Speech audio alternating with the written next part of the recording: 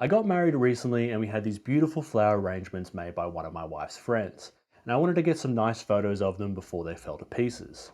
They were starting to look a little bit sad on the Monday after the wedding, so I thought I'd better get into the studio.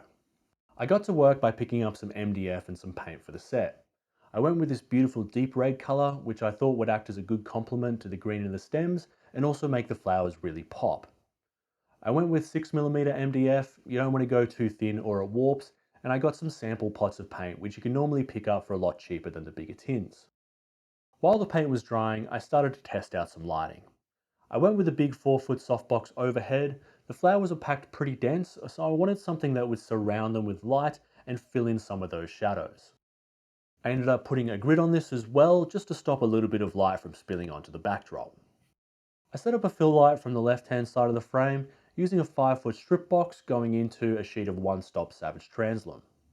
I was in a bit of a rush and a bit slack with my metering, but I think this would have been about a 1:2 to 1:4 ratio with the key light, just enough so that it filled in some of the light, but not so much as to overpower the key. I still needed a little bit of light on the right-hand side of the frame, and so what I did was added in a polyboard to bounce a little bit of light back in underneath the flowers. The lighting looked really good, and I was really happy with it. The only other thing was to play with the backdrop a bit to get a gradient on it that I was happy with. I had the backdrop set up on some C-stands and some super clamps so I could move it independently of the bottom of the set, and I ended up angling it slightly away from the fill light. The fill light was causing a bit of sheen to come off the backdrop, so using the angle of reflection equals angle of incidence rule, by angling it slightly away, I was able to bounce this sheen away from the camera so that it didn't appear in the photo. I set up my camera with a 90mm lens and added a polarizer just to remove the last bit of sheen that was coming off the paint.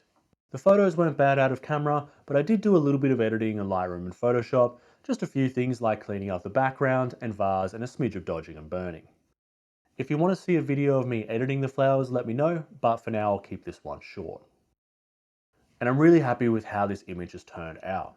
There's such a vibrancy to the image, the flowers really pop, and the red just looks so sultry.